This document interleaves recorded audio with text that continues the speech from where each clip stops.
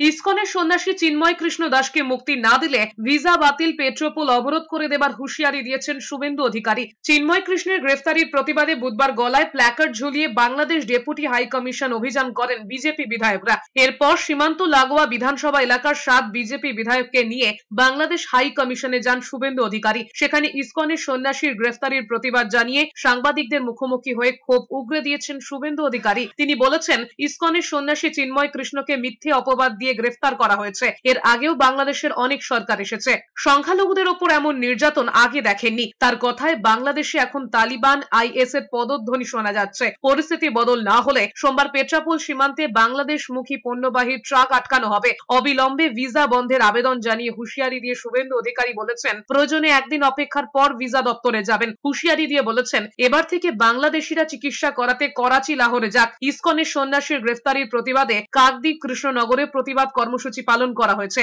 আগরতলাতেও প্রতিবাদ হয়েছে। প্রয়োজন হলে একদিন অপেক্ষা করে ভিসা দপ্তরেও যাব। এখানে ভিসা সেন্টারে স্টপ, ভিসা দেওয়া বন্ধ করুন কমপ্লিটলি।